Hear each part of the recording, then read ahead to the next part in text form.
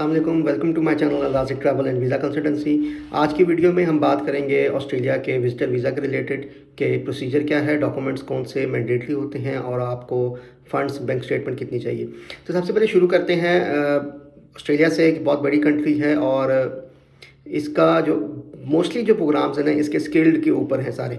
मतलब अगर आपकी इमिग्रेशन भी चाहते हैं आप, तो मोस्टली स्किल्ड के ऊपर है।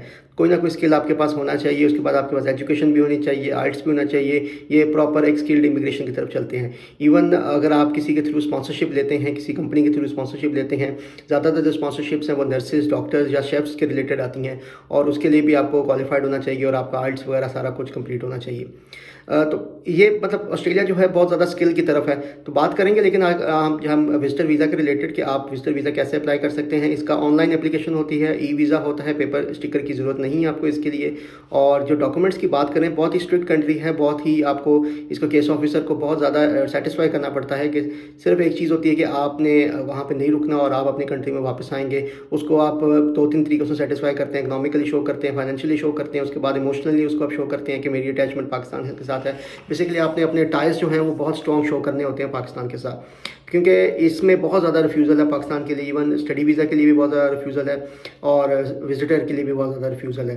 जो जिनके तो रिलेटिव्स हैं वहाँ पे, जो रिलेटिव्स हैं, वो अगर चाहते हैं तो वो स्पॉन्सर्ड विज़िट कर सकते हैं। स्पॉन्सर्ड विज़िट का सबसे ज़्यादा चांसेस होते हैं कि उनके ग्रांट हो जाएगा उनको वीज़ा वगैरह। टूरिज़म में भी हो जाते हैं, ऐसी बात नहीं है कि टूरिज़म में नहीं होते, लेकिन बहुत अच्छी एप्लीकेशन करनी पड़ती है और उनकी बैंक स्टेटमेंट वगैरह बहुत अच्छी चाहिए होती है।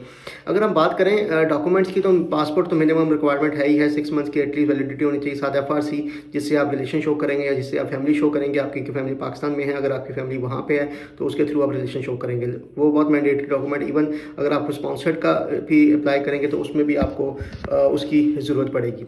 तो कोशिश करें कि आप अपने ये डॉक्यूमेंट्स इंक्लूड करें लाजमी। उसके बाद आपकी बैंक स्टेटमेंट आ जाएगी। बैंक स्टेटमेंट में आपने मिनिमम कोशिश करें कि एटलीस्ट आपके पास 35 to 40 लाख एटलीस्ट हो मिनिमम बैंक स्टेटमेंट के ऊपर। और ये भी नहीं है कि पैसे एकदम से लेकर डाल देने, थोड़े थोड़े करके डालें और लास्ट 6 मंथ्स की या लास्ट 3 मंथ्स की मिनिमम अपनी बैंक स्टेटमेंट लगाएं, क्योंकि एकदम से अगर पैसे डालेंगे आप तो वो इशू होगा बहुत ज़्यादा। केस ऑफिसर फ़ौरन समझ जाएगा कि इसने सिर्फ इस एप्लीकेशन के लिए ये फंड्स डाले हैं। उसके बाद सोर्स लाजमी शो करें उन पैसों का। इनकेस अगर आपको कोई बड़ी ट्रांजेक्शन करनी पड़ भी गई है तो उसको कोई किसी एग्रीकल्चर इनकम से, किसी को लीज कॉन्ट्रैक्ट शो करें, कोई रेंटल इनकम शो करें या कोई कुछ भी मतलब प्रूफ शो करें लाजमी आपको ये पैसे आपके कहाँ से आए हैं। अगर आप जॉब वगैरह करते हैं तो अपनी सैलरी स्लिप्स, अपना NOC लेटर, अपना लीव जिसको लीव लेटर भी कहते हैं वो भी अटैच करें। अगर गवर्नमेंट एम्प्लॉय हैं तो क्योंकि उनके पासपोर्ट के ऊपर लिखा होता है गवर्नमेंट एम्प्लॉय, तो NOC लाजमी अटैच करें और लीव जो लेटर है वो भी अटैच करें कि आपकी लीव्स सैंक्शन हुई हुई, आपको अप्रूव हुई हुई इस पीरियड से लेकर इस पीरियड तक, इसलिए आप टूरिज्म के लिए जाना चाह रहे हैं। उसके बाद अपना सोर्स ऑफ इनकम लाजमी जैसे मैंने कहा कि वो शो करें, जो भी आपका बिजनेस से आ रहा है, ये कि आपकी जॉब से आ रहा है। अगर बिजनेस से आ रहा है तो अपने बिजनेस के रिलेटेड डॉक्यूमेंट्स भी लाजमी आप शो करें।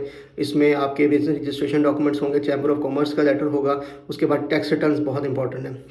अब यहाँ पे बात होता है क्या है कि बहुत सारे लोगों की टैक्स रिटर्न्स जो होती हैं वो मंथली इनकम से 60, 70, 80,000 शो कर रही होती हैं। और वहाँ पे जब एप्लीकेशन फॉर्म होता है जो उसके ऊपर आपने लिखा होता है कि मेरी इतनी इनकम है, तो वहाँ से फ़ौरन उसको आइडिया हो जाता है कि आप मेरे से प्रेजेंटेशन कर रहे हैं, आप शो नहीं कर रहे, इसलिए आप जेन्युइन विजिटर नहीं है। तो या तो अपनी आपकी अगर आपकी FBR की टैक्स रिटर्न थोड़ी है बिल्कुल, उसके ऊपर पर मंथ इनकम 50-60,000 शो हो रही है, तो मैं आपको रिकमेंड करूँगा कि वो आप ना अटैच करें साथ, क्योंकि उससे तो फ़ौरन उसको पता लग जाएगा आपकी इनकम तो है नहीं।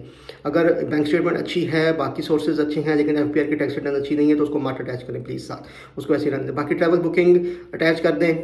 कोई मैंडेटरी डॉक्यूमेंट नहीं है, ऐसा नहीं है कि उसकी वजह से आपका डिसीजन नेगेटिव हो जाएगा या उसकी वजह से डिसीजन पॉजिटिव हो जाएगा। मेन आपका जो ऑस्ट्रेलिया के लिए होता है कि आपने अपनी डॉक्यूमेंट्स के थ्रू, अपने बैंक स्टेटमेंट के थ्रू या अपना जो कवर लेटर लिखा होता है उसके थ्रू आपने उसको केस ऑफिसर को सेटिस्फाई करना है। जैसे मैंने आपको बताया कि इकोनॉमिकली, फाइनेंशियली या आप अपनी एसेट्स के साथ, प्रॉपर्टीज़ के साथ उसको शो करते हैं कि आई हैव सफिशिएंट मींस और I will come back to Pakistan after visiting Australia, क्योंकि ताकि उसको वो सेटिस्फाई हो जाए कि ये यहाँ पे नहीं रहेगा। क्योंकि पाकिस्तान की रिसेंटली बहुत सारी एप्लीकेशंस वहाँ जाके विजिटर वीज़ा से चेंज हुई हैं, असाइलम के ऊपर, स्टडी से चेंज हुई हैं असाइलम के ऊपर। इसलिए जितनी भी TRV एप्लीकेशन होती है, टेम्परेरी रेजिडेंट वीज़ा होती हैं, तो वो उसके ऊपर बहुत ज़्यादा स्क्रूटनी टाइट होती है। और बैंक स्टेटमेंट्स वगैरह फेक बिल्कुल मत लगाएं, क्योंकि वो चेक करते हैं लाजमी। और अगर इनकेस चेक होगी और आपकी बैंक स्टेटमेंट फेक निकल आई, उनको आइडिया पता लग जाएगा, जिसकी वजह से आपको बैन भी 5 ईयर्स का लगेगा। इसलिए कोशिश करें अपने डॉक्यूमेंट्स को जेन्युइन रखें आप। और जो प्रोसेस टाइम है इसका वो 1 वीक से लेके तकरीबन 4, 5, 6 वीक तक चलता है। किसी किसी का डिसीजन तो 1 वीक में भी इवन आ जाता है। मेरे रिसेंटली क्लाइंट्स थे, उनकी फैमिली थी, उनका डिसीजन 1 वीक में आ गया था, पॉजिटिव आ गया था, उनको ग्रांट हो गए थे सारे। तो इसलिए अपना टाइम फ्रेम रख के एटलीस्ट 2 मंथ्स पहले मैं समझता हूँ आप अप्लाई करें। जो भी आपने डेट वहाँ पे इंटेंडेड मेंशन करनी है फॉर्म के ऊपर, उससे कम 2 महीने पहले वीज़ा आप अप्लाई करें। और कोई भी इसके रिलेटेड क्वेश्चन हो, ऑस्ट्रेलिया के रिलेटेड आपका, कि विजिटर वीज़ा एप्लीकेशन कैसे फाइल करनी है, प्रोसीजर क्या होता है, आप मुझे रीच कर सकते हैं मेरे व्हाट्सएप नंबर के ऊपर। वो मेरे चैनल के ऊपर भी गिवन है और मेरे इंस्टाग्राम और टिकटॉक के ऊपर भी गिवन है, वहाँ पे कर सकते हैं। बाकी मैंने लिंक नीचे चैनल के दिए हुए, वहाँ पे जाके आप मेरा फेसबुक पेज भी, इंस्टाग्राम भी और टिकटॉक भी लाइक कर लें, सब्सक्राइब कर लें प्लीज़।